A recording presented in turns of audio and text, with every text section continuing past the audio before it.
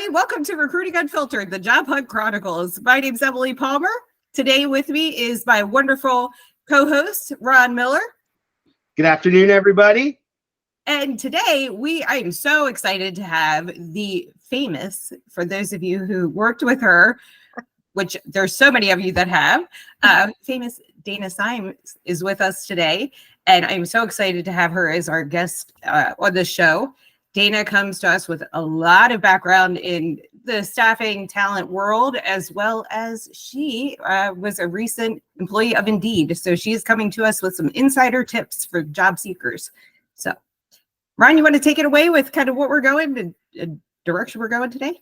Yeah. So, Dana, we're really excited to kind of have you on. I think that the synergies in all of our backgrounds and experiences really gelled in our prelim conversation. So I'm excited for you to share your insights and your introspectives with everybody. I think they're going to be very valuable.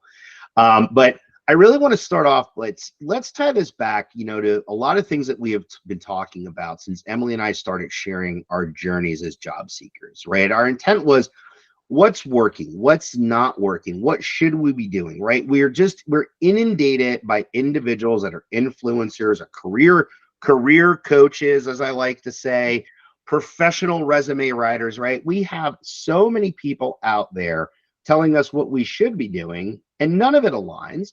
And we're living in the world of generative AI at this point, right? And that role continues to expand, both in the use on our side and creating resumes and cover letters and acclimating our experience to customize, applications, but also on the recruiting side with how resumes are sorted, how candidates are contacted, how candidates are selected. And yes, I said that again, and you've heard me say this before. AI is in and managing recruiting processes in some organizations. We can argue about the point, and I will continue to show you where it's done, but I digress. So as we worked through this, one continual theme that Emily and I have shared, and you heard it in our last episode with our last guests as well, in their experiences, and the importance of networking. And the networking component is continuing to really grow, because the amount of ghosting, the amount of no replies on traditional applications continues to accelerate upwards. But where people are getting a lot of traction and quick offers is through their networks. Now, we've seen over the last 5 or 6 months the value of LinkedIn. And LinkedIn was a big part of a lot of job seekers' journey in making connections. But we all have seen some changes, and not positive ones, over the last few months. And I know I've noticed this, and I don't know if any of you have noticed this, but posts that we generally did following the traditional LinkedIn algorithm, they were getting more traction, more likes, more comments, more shares. And now the audiences are a little bit more minuscule, and you're getting traction for a period and it disappears. And there's reasoning for that. If you follow Glenn Cathy on LinkedIn, Glenn just shared an article yesterday from a colleague that had written it, that had done a lot of research on the changing LinkedIn algorithm. And yes, LinkedIn has made changes to their algorithm. So your content now, they're cutting down on creators, really monopolizing the platform. They're cutting down on the number of posts people do that get recognition. And you basically have one shot a day to get into your followers' feeds and get recognized. And there's not really a stability in the time of it. It's more about content. It's more about timing. And it's more about when those end users are kind of really engaging. So you can't even rely now as a job seeker in doing your traditional "I'm open for work" posts, because you're not even getting as much traction on those when you announce it or you re-announce it. So while job seeking has been hard, it's getting harder. And companies, I'll do a shameless plug at the end of how we can help you at Elevate Talent Solutions navigate this ever-changing world and get your team to a proactive recruiting. But let's talk about, from the candidate perspective, what that experience is like, and get some insider information today from somebody that understands how algorithms work and the importance of building a network. So Dana, I'm going to kick it over to you and welcome you to the show. Awesome. Thanks, Ron. I appreciate it. And Emily, you're very kind in your introduction. I'm going to qualify that I might be famous, but the circles are not gigantic, right? Emily and I actually know each other. We worked together at Adecco for several years. And so just to give a little context about kind of the path that I've taken and the position I find myself in now, the first half of my career was actually in retail. And then I got recruited into staffing. Shocker, right? That happens a lot. I am a recruiter's dream, by the way. I've been recruited into like every job I've ever had. So I went into staffing. It's a great crossover from retail because you have salespeople and operational leadership. Those are the three things that you're doing when you're running a store. That's what you're doing when you're running a branch. And so I became a branch manager for Adecco in the Louisville market. I kept really leaning into the people development piece. That's what I was most passionate about. So I moved over into a corporate learning and development role with Adecco. And that's what I did for the next 10 years until I was recruited by a former Adecco colleague to work for Indeed.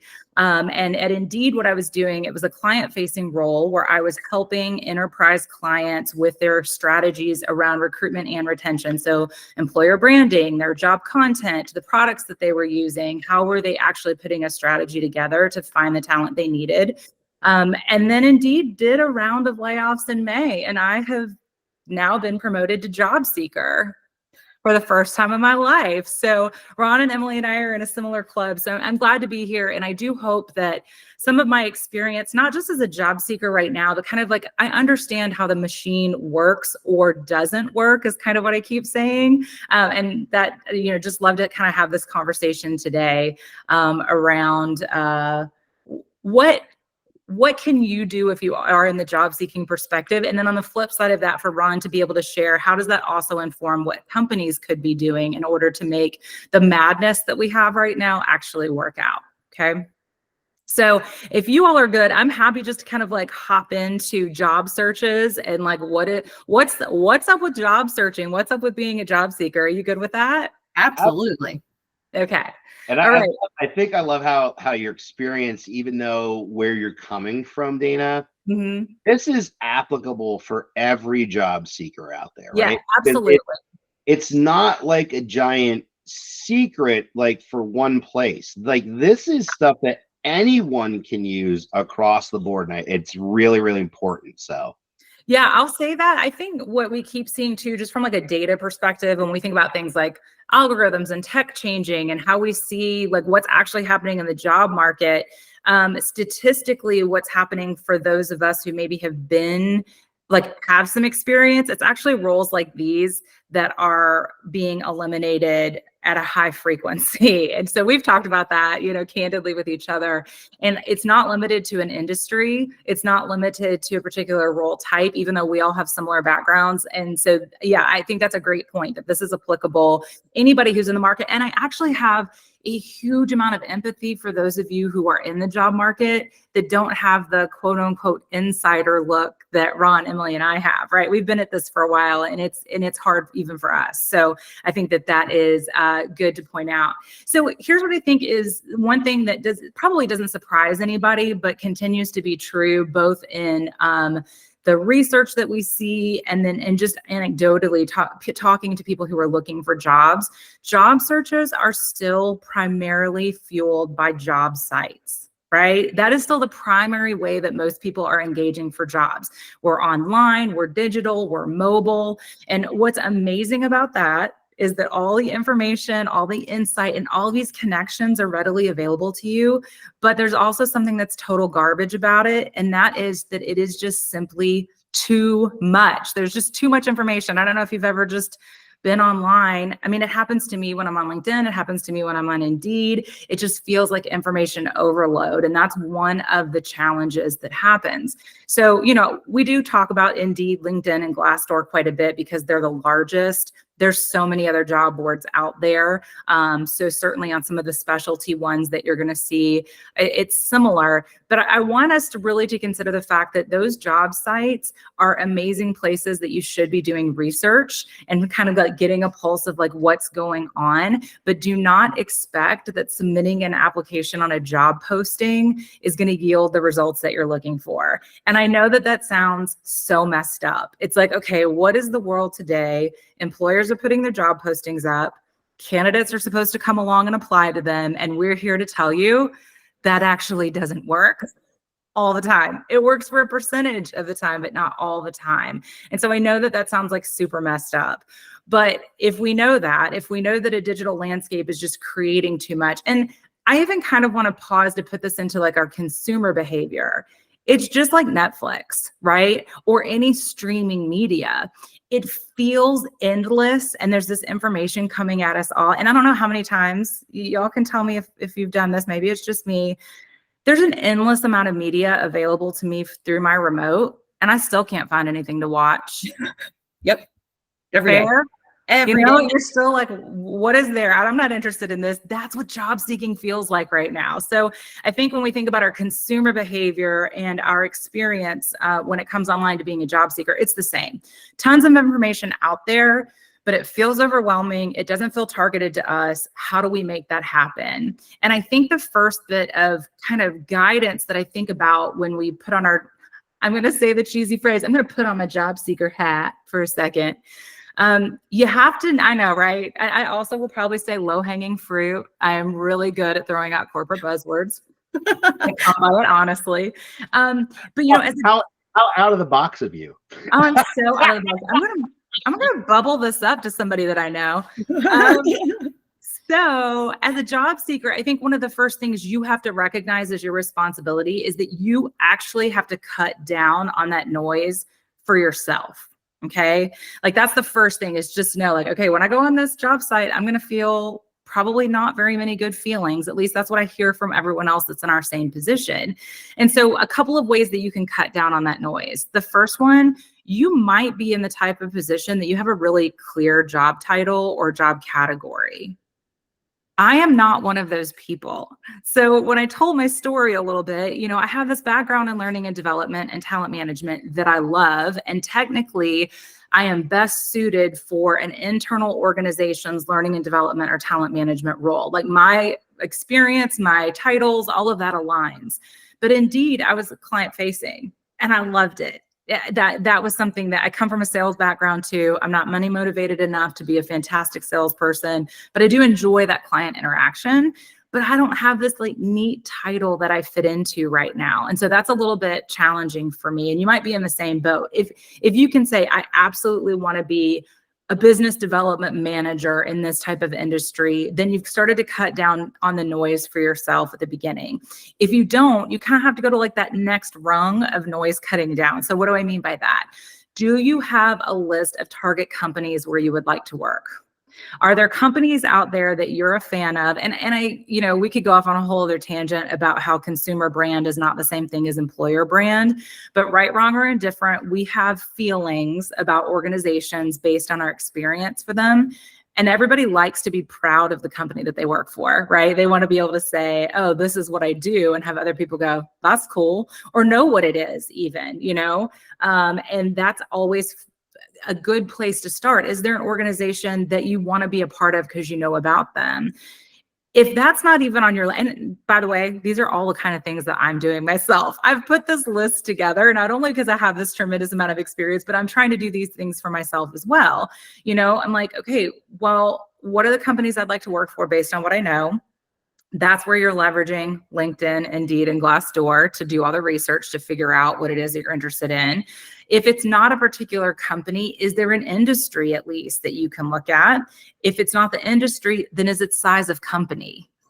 Because here's the reality. In the digital landscape, those are all searchable filters that exist within job boards. And so the more that you can kind of take a look at it and say, how can I keep making this search more specific so that I don't feel crazy overwhelmed? Because I don't know, Emily and Ron, if you've had this experience, but if I go into a job board and I just like search the word talent or talent manager or talent development, I mean, it's just What's a word? Is there an adjective that we could use to describe that experience? Non-scrumtulescent. I like it. I mean, it is just you feel bamboozled. Yeah, yeah, because you get lost. You get lost. Yeah. Yeah. You So know? I think your word is so much better than mine, Ron, because I was going to be like gross. My very sophisticated vocabulary is like, that's gross. It's hard to match up. Yeah. Any thoughts on that, Emily, about your experience about even just typing in?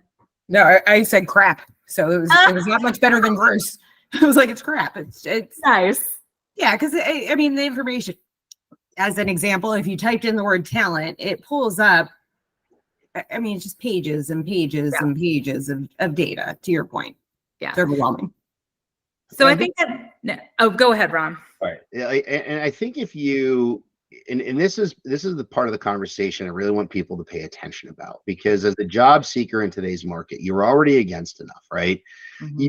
For those of you that follow me, you've seen the post, right? So you can throw 3.8% unemployment out the window. It's not real.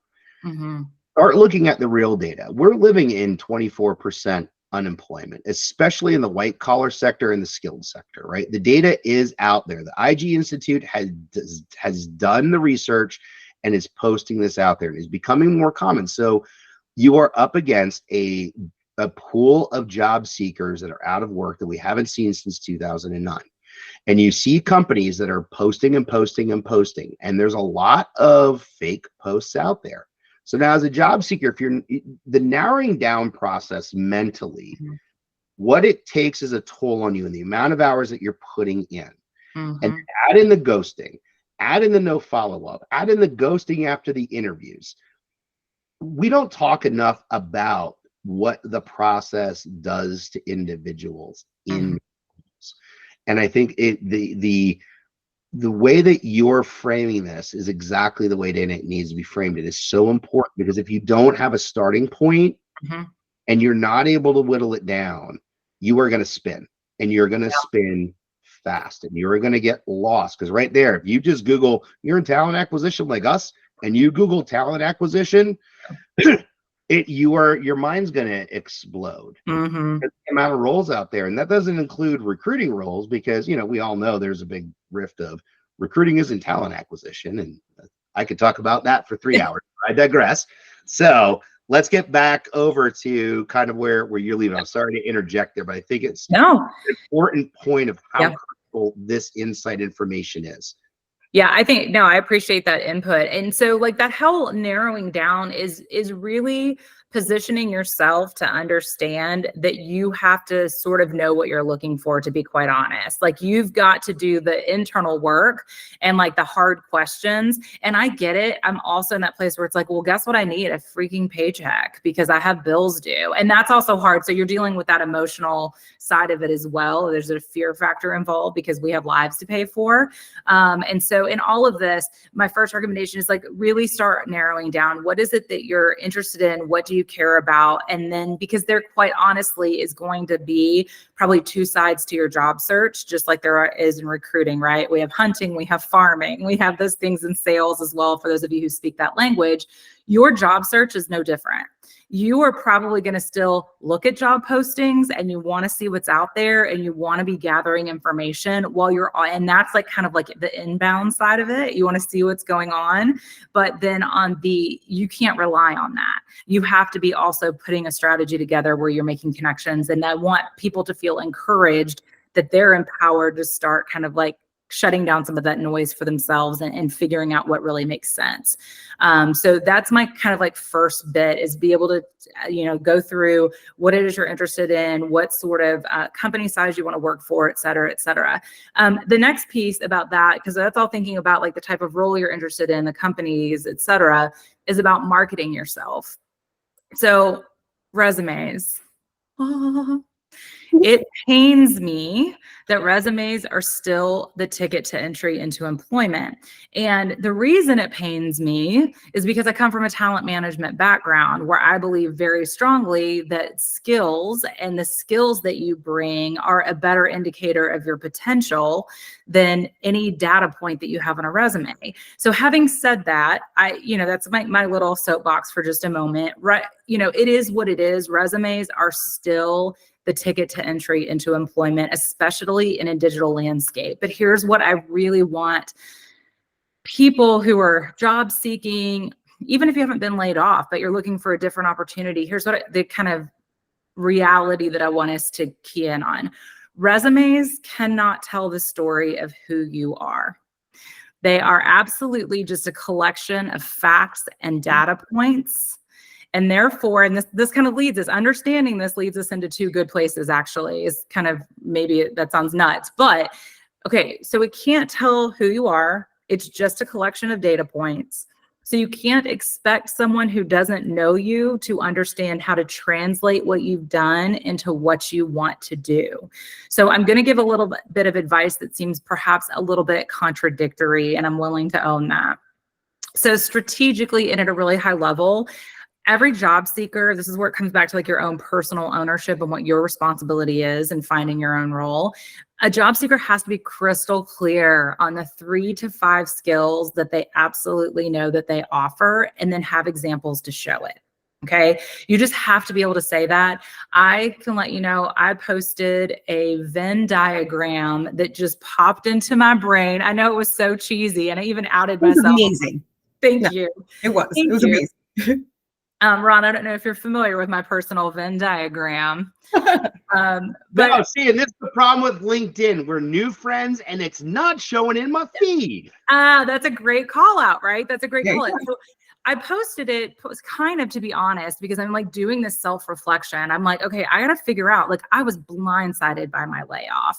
I had a lot of understanding about what was going well in my current role and like what I wanted to do next, but not in order to put myself outside of the company, right? Like I just had a review, and I was brilliant at being able to say, in the next year, I want to accomplish this. Like I'm one of those geeks that likes goal setting, right? Like I know everyone's going to send me hate mail. They're like, what a nerd. But I want to know where I'm headed. So I could speak to it that way, but I couldn't necessarily, I wasn't prepared to maybe do that externally. So my own personal work was putting that Venn diagram together, because what it represented was, what is the intersection of a role that would be a good fit for me? I don't have a perfect job title in mind. I've got to, some things in my background that are a little bit opposite that don't necessarily go together, but how would I position that? So, you have to have this idea of what are the 3 to 5 things you can deliver on. But here's where the slightly contradictory conversation comes into play. That's the strategy, and that's the knowledge you have to have for yourself. But tactically, as you're applying to jobs, you do have that tedious work of doing data matching. And that's what I want you to think about, is like, you hear a lot of stuff about your resume having to be tailored to every single job. And I get it. It sounds like garbage. It's frustrating. It takes time. But the reality is, back to Ron's point about AI, even before AI was the buzz, even before everyone lost their minds because of ChatGPT, there is technology that is screening resumes, and it is data match to data match. Job posting to resume, is this likely a fit, move forward? Dating apps are the same way. Algorithms that work in media are the same way. Spotify is giving me recommendations because of my other engagement, right? So, you're doing data matches to data matches at that point. And so you have to recognize, if that resume can't tell your story, the only thing that you can really control with that is being able to look at a job posting and say, I'm going to have to make some modifications. I'll give you one example about what I mean. My job history is my job history. The things that I accomplished at each of my jobs, like how much I grew revenue or how many people I promoted into leadership roles, those are facts. But I have this background where I did learning and development, where I've led sales teams in their training before. Then I have this client-facing role that sat in marketing at Indeed that was not really selling, but kind of is. The combination of those two things actually make me have great skills that can be used in the whole world of sales enablement. I don't have a freaking word enablement anywhere on my resume because I've never done that exact title. However, I'm confident I could be successful when I read posts. So if I got really serious about wanting a job like that, I would need to modify how I talked about my skills and experience to tell my own story and let the data match up in a right way. So I think, I mean, I hate giving that advice because, Ron, at the very beginning, you're like, there's a lot of career coaches, there's a lot of resume writers, and those things have value because I do think they can help you get out of your own way, right? Like sometimes it's so obvious to us, look, well, I know that's what I did there. And somebody can say to you like, well, I can't make sense of that because I'm not you. They can help you get out of your own way, but it is true. You need to know kind of like your value at a very high level. You need that level of confidence when you're in your job search anyway, because of the ghosting and the no responses and the overwhelmedness. But then you also have to be prepared that you need to think of your resume as a data set. And that data set needs to match the data set that you're trying to match. And that's when kind of the BS message of, tailor your resume is going to come into play. Dana, I actually have a great example with that, if you don't mind sharing. Yeah. I worked with a woman. She was with Adecco as well many, many moons ago. And she's working for a client or a company that I was targeting and was part of my targeted, group to look for when I was looking for work. And she was like, hey, pass me your resume. And I told her what jobs I had applied for, what I was looking for. And she's like, Emily, I know you and I know everything that you've done, but nothing on here is actually saying that. And I'm like, what do you mean? Like somebody could take this and should be able to marry it. And she's like, you are making an assumption that is not what it should be. Like, don't assume that people are going to make that connection. And that was pretty eye-opening for me of like, people don't all think the same way. People don't all do things the same way. So that, I mean, I loved your advice because I should have taken that myself. Well, I think it's true. We just don't know. We know our experience. It's also why goal setting is hard for people. In general, people are not great or comfortable with being able to highlight like what they can deliver. And so I get that my advice here comes with it's a skill you have to work on, like being able, that's why I think of it like marketing yourself. Like that's really uncomfortable for a lot of people. People don't want to talk about the things that they know how to do. I don't know what that's about, but that's a whole psychological episode for another day for you all to get to. But I think that, that just that understanding that you've got to know that you're up against two things. Recruiters, TA people, they cannot translate for you. They're not translators and you can't expect them to. But then also tech will be looking at the data points to see if it matches the data in the job you're looking for. So you got to kind of like look at it from both perspectives and be committed to say, does this represent my opportunity to get in front of someone even just for an interview? So those are my thoughts on that. Now, last but not least, I'll make this is probably the briefest one because we're kind of getting there a little bit though, is this whole idea of working through others. And just like I think that a lot of people are probably pretty hesitant or poor at marketing themselves, networking is a cuss word to a lot of people.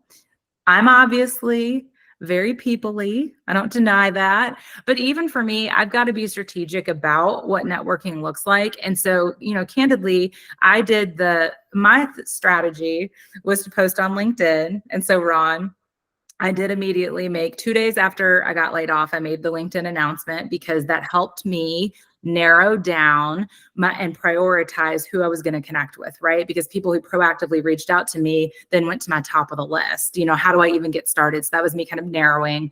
And several people reached out to me, and quite honestly, I did that a little bit prematurely because I wasn't really ready to communicate what I was looking for. And actually, the Venn diagram I posted 4 days post layoff was an exercise in me not being prepared to tell people, because of course, amazing people who want to be helpful reached out and said, what do you want to do? And I'm like, I don't know. I want to make money. I want the paycheck, very eloquently and very elegantly. I'm like, I don't know. And so I actually did ask a few people and I promise there's a point to this. I ask a few people, can I wait to schedule time with you? Because I'm still reeling and I have a lot to process and I want to be thoughtful with your time. And I think that that's one thing when it comes to networking and trying to figure out, like, networking is about being mutually beneficial. I think some people hear the word networking for a job search and they think I'm going to reach out to Emily and be like, hey, Emily, I got laid off. Do you know of any jobs? That is garbage networking. That's not what you do. Networking should be mutually beneficial. In some cases, it is just a catch up. You know, I've got several meetings on my calendar. It's like, I haven't talked to so-and-so in a long time. And what am I doing? I'm asking, what is it that you're interested in these days? What have you learned in your type of position in the last 2 years? What is your organization doing that's really cool? Is there anybody I can introduce you to? Is there any knowledge I can share? And I think that that's the difference, is like networking it really should be a mutually beneficial, and it can start with just a catch up, but you should be prepared to kind of like know for yourself, what are those 3 to 5 skills you're interested in? Did y'all think I could get through this without saying elevator pitch? I can't. No. You do have to put together your little bit of an elevator pitch, like be prepared to communicate to people like, this is what I'm looking for, because they're going to ask if you're on the job market, but then also be prepared, like, what is it that you can offer them? And that feels uncomfortable a lot of times. And so I think that my advice there is, don't think of it just as reaching out to people and saying, do you have a job? It is, what are meaningful ways that you can reach out and make a connection, and what could be mutually beneficial for that other person to hear, like what's in it for them to take up their time.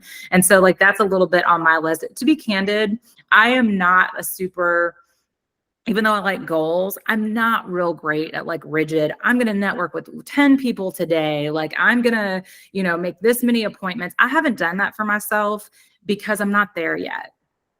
And that's just transparent as transparent. I might get a little bit more like strategic right now. I'm just trying to take advantage of, you know, connecting with people. I do have a short list. I'm like, I got more things to put on the calendar.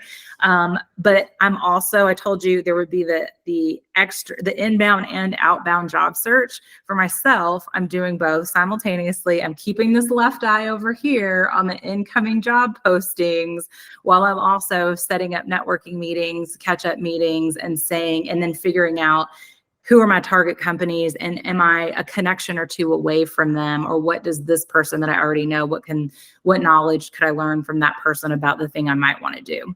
And so kind of overall, those are my, yes, we work in a very kind of like digital space. I think if strategically we can get our heads around, how do you cut down on that noise for yourself? How do you take seriously that you do have to market yourself, even if you don't want to? You have to. And then how do you work through others to make sure that you're not falling victim to the digital overlords? I said it, right? Like, how do you use that stuff to your advantage, even if it is just the reality of what's happening? And therefore my strategy has to maybe change a little bit because the algorithms are changing, or the way that I engage with people has to be slightly different. Use it to your advantage. Don't use it as a blocker. Just think, okay, I've got to pivot a little bit. How do I do that moving forward in those 3 areas? And I genuinely think if people were to take this advice, and especially in the beginning of your job search, and even if you're a job seeker that's currently working, but you're just not happy, having a true set plan is critical. And I wish so much that I didn't waste the first 2 months of my layoff, because you it's a fear-based response. Yeah. It's, you know, you panic over, I need a job, you know, there's holidays and kids and, you know, you name it, it's out there. But doing that, you're just throwing a wet noodle at a wall and hoping it's going to stick. Really, you know, there's no methodology behind it, and you're just upsetting yourself. It's more deflating than it is anything. And I think if you truly take what Dana's saying today and you know, maybe not post out there on LinkedIn that you're looking for a job right away. I wish that I would have waited. I didn't have some of those answers when my network reached out. Same thing. You know, you have to have a clear understanding of, what do you want to do? How much money do you want to make? Where are you willing to go? Have all of those questions answered before you really start engaging on a job search. You will thank yourself later. Yeah. I think the one caveat I put into it, there are certain people who are absolutely motivated by activity. And so if you're a person that is highly motivated and it does not bother you to apply to 20 jobs a day, then okay, that's not me, right? Like, and it's interesting because I've been watching some of the other feedback from job seekers right now, and I don't know this person. This is for like an IT project manager. I don't know this person. It was came up in my feed and I did a screenshot. And this, I think, is just like one good example. 126 days unemployed, 158 applications, 96 different resumes, 5 companies that got back. So 5 follow-ups off of 96. And this is in IT. So we can talk like sector specific or whatever, but an IT project management role is like, should not be that hard. 17 interviews and recruiter calls between those 5 companies and 1 offer. Wow. So when you start to like kind of look at the math, I think if you are somebody that's motivated by doing all the applications, you just have to be okay with the outcome. Because if you're someone like me who then gets sad because I haven't heard anything, it's like, I'm just going to shout into the wind. I'm just going to submit my application. Then you just have to kind of like know that reality. And at the end of the day, like, instead of, and we can, I can, Successories. Do either of you remember Successories? I don't actually, but I remember, yeah. Yeah. They were the old corporate inspirational posters that used to go up on the wall. I was gonna say, I sound like a accessory right now, but there is so much about the job seeking part that managing it for yourself, I think, is such a huge deal. It's like, what is the thing that I can get my head around, that I can control? Because it is easy to start eroding your own value. And I think, Ron, you mentioned that earlier. We don't talk enough about the toll that it takes on people and how emotional job searching is, which is something that I think employers need to know. Yeah. They need to know. Yeah. And Ron, great segue into Elevate. Yeah. So before I get into that though, I want to try and simplify for a lot of folks kind of what Dana's saying, right? Because there's a lot of great data and points and watching back to really kind of digest everything she kind of put out there. But if we break it down really into 3 simple steps, it's step 1, take a breath. Know who you are and what it is that you're looking for in terms of a job, responsibility, priority, and the size, type, or industry that you'd really like. You have to have a starting point. 2 is think about what it is it's going to be called your role, right? Because you heard Dana say, I never thought of enablement. So I use this analogy, and for those of you that have been trained by me that are watching this, and I know there's a few that will, you won't laugh because I still haven't found another good one to fit this, but you have to think in an online AI world, right? You might be called a recruiter, but what would somebody else call that same job, right? I always say, and here comes the analogy, when you get home tonight and you are exhausted from a full day and things maybe didn't go right, and you don't feel like making yourself or your family or whoever dinner, and you want to go get pizza, but you just don't want Domino's. So do you go onto Google and do you type in round spherical dough with tomato sauce and cheese? Or do you type in pizza? Google is already programmed, and most search engines are, to give you like choices to that. And job titles work the same way. And this is where like job boards do have a lot of value, because you can see some of that in there when you go in and you're looking, because it'll give you similar roles. Employers are going to get to how I can help you with this. But Google does the same thing, right? And so does AI. What are other roles similar to what I'm looking for, right? Know what you're seeking in order to do it. And then it's networking with a purpose. If you're just going to go, and trust me, I am now not even answering individuals that I've not heard from in 6 and 7 months, who had not even reached out to say, how are you doing? But right to Dana's point, pinging me out of the blue going, oh, hey, I just had one the other day. Oh, hey, I hope you're doing great. I just left my job here because I wanted to spend more time with family and I figured out that I shouldn't have done that. What resources can you tell me, or who do you know that I could go to for another job? How about the Grand Canyon? Mm-hmm. Because you're not coming with anything mutually beneficial. Mm-hmm. Your approach is wrong. Think about your approach. Think about those connections and how you can connect, right? It's mutual beneficial relationships. It's not just picking 40 people and sending them a LinkedIn request, hoping that they respond and go, you look fantastic, right? And you got to approach it with a purpose. And I think if you tie in and listen to what Dana said, break it down into those simple things, it's going to make a big difference in your experience. It really is. Yep. Now, on the employer side, I would love to help you navigate the same thing, right? So I'm going to go right back to something Dana said, and Emily, you said this before. We can't expect people in talent acquisition to understand your story. I'm going to disagree, and here's why. They should be able to read between the lines, and it is a lost art. It is an art that we were all taught. We were taught how to take that data and really look beyond the words, how to translate that data into this is a candidate we want to speak to learn the story or not. If we use the Netflix analogy, Netflix starts to learn what you like, but you sit there with Netflix, it comes up, you have no idea what to watch, but it has these big sections that are based on you. And what do? You scroll to it and you watch the preview. And from the preview, you decide if you're going to look at the episodes and watch it or not. Same like if you pick up a book. You're at the bookstore. I know there's not a lot of Barnes and Nobles left, but you go to the bookstore, you're buying a book on Amazon, or you're doing an audiobook on Amazon. What do you read? You go to the book jacket. That's your resume. I'm going to read the book jacket. I'm going to translate that in my head. I'm going to decide if this is a book I want to purchase or not. It's the same thing with job seeking. But employers, we'd love to help you regain this lost art. We can help with advanced training for your recruiters to really have them understand what is a proactive sourcing strategy. How do you get to the candidates that are on job boards? Because 70% of candidates aren't even on a job board, including LinkedIn. They're networking. But how do you understand what it is that you are looking for as an organization? What matches to your roles?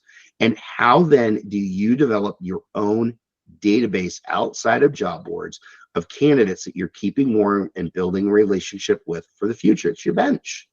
Should be the first place you go in order to fill your jobs, not post your jobs. Listen, and I'm sorry to say this, Dave, I'm sorry to say it. You're not there anymore, so I don't feel as bad.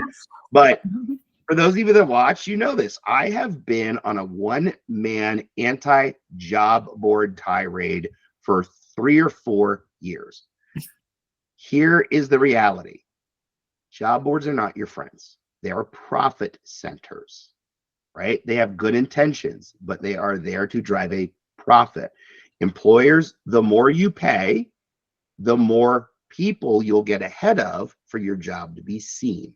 And maybe more candidates. Doesn't mean the candidates match. It just means more, and more does not always equate to ROI. It just doesn't. I can teach you how to reduce your job board expenditures by 30% or more to make an impact on your bottom line, put that money back in your operations, and I guarantee you will get better candidates and better experiences, and you will start to set yourself apart from your competition in the market. There is a way to make the job boards work for you, and it is not spending more money to do so. It's understanding how to utilize that in those keywords. And we'd love to help you develop your teams and your team's acumen and how to do this and how to write great job posts where your keywords are not things like eagerness, calculator, wheel changing. I've seen this stuff, right? Think about what Dana said before. Those keywords are so important in how you match to the role because we have to speak the same language or know how to get AI to do it together.